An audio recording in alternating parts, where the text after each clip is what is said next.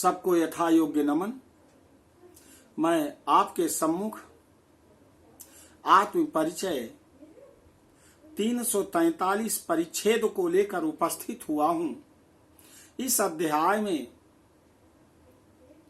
गरुड़ पुराण अध्याय 13 के अंतर्गत सपिंडीकरण के बाद के कौन कौन से कार्य पुत्र को करने चाहिए इसके विषय में बताया गया है। सर्वप्रथम माता भगवती के निवेदन के लिए, माता भगवती से निवेदन के लिए जिससे संपूर्ण प्राणियों का कष्ट दूर हो जाए, शंख ध्वनि।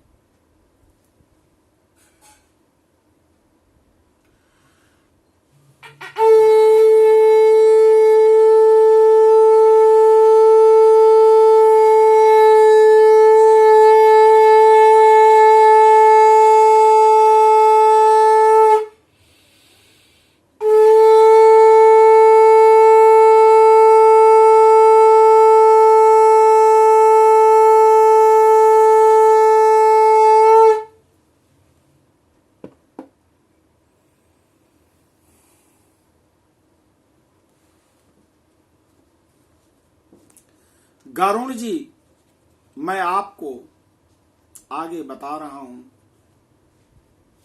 सुने। एक एव सुतः कुर्यादा आदौ पिंडादिकं पितुः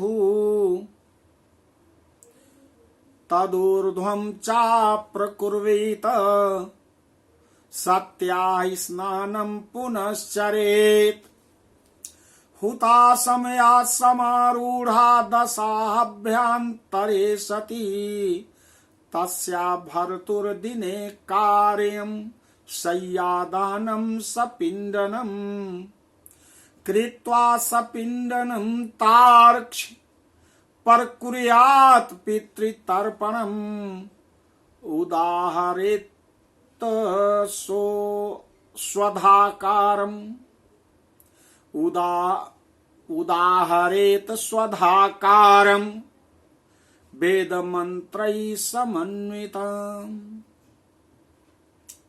एक चिता पर माता पिता का दाह संस्कार किए जाने पर एक ही पुत्र पहले पिता के उद्देश्य से पिंडदान करके स्नान करे, इसके बाद अपनी सती माता का पिंडदान करके पुनः स्नान करे। यदि 10 दिन के अंतर्गत किसी सती ने अग्नि प्रवेश किया है तो उसका शय्यादान और सपिंडन आदि कृत्य उसी दिन करना चाहिए जिस दिन पति का किया जाए। हे गरुड़, सपिंडीकरण करने के बाद पितरों का तर्पण करना चाहिए और इस क्रिया में वेद मंत्रों से समन्वित स्वधाकार का उच्चारण करें। अतिथिं भोजेत पश्चाद धन्तकारं च सर्वदा तेन तृप्यन्ति पितरो मुनयो देवदानवाः। ग्रासमात्रा भवेद भिक्षा चतुर्ग्रासं तु पुष्कलम् पुष्कलानि चत्वारि हन्तकारो विधीयते। सापिंड्याम विप्रचरणौ पूजेत चंदन अक्षतैः दानम तस्मै प्रदातव्यम अक्षतृप्ति हेतुए। इसके बाद अतिथि को भोजन कराना चाहिए और हंतकार प्रदान करें। ऐसा करने से पितर मुनिगण देवता तथा दानव तृप्त होते हैं।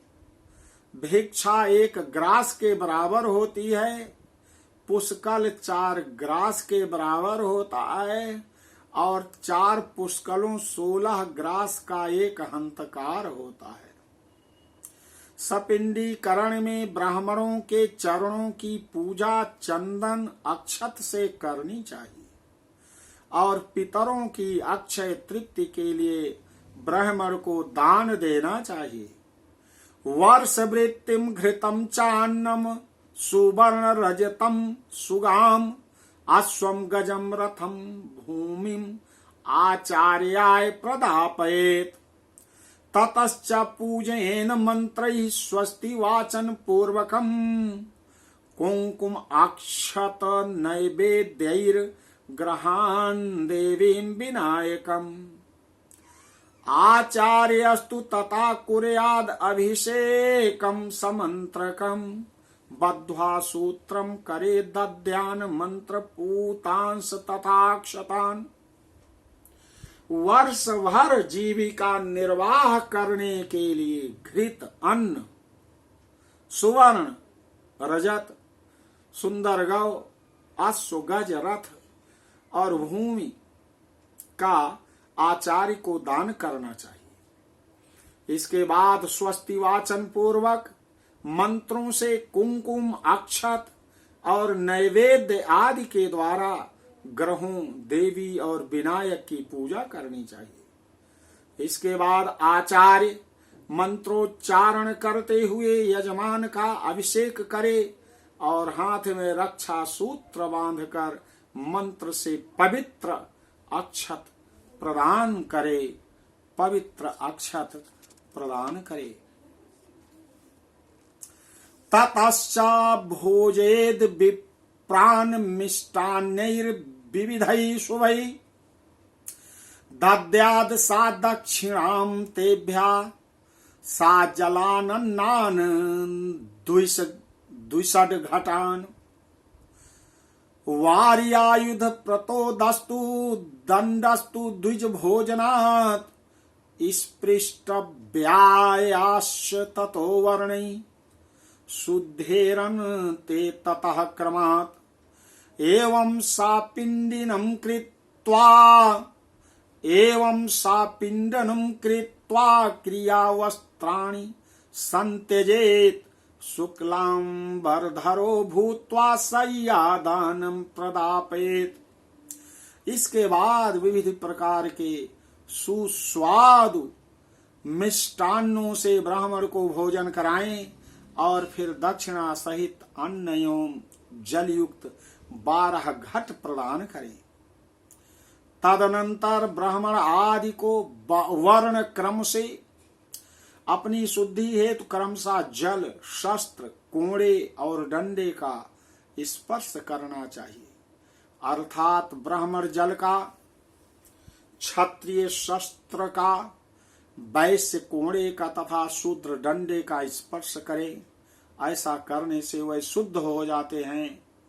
इस प्रकार सपिंडन श्राद्ध करके क्रिया करते समय पहने गए वस्त्रों का त्याग करना चाहिए और श्वेत वर्ण के वस्त्रों को धारण करके आगे की क्रिया करनी चाहिए।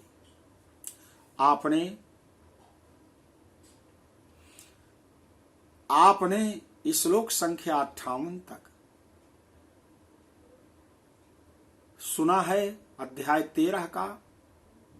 इसके आगे शय्यादान की विधि आती है, अगले परिच्छेद में सुनेंगे। बोलो आदि शक्ति माता भगवती की जय।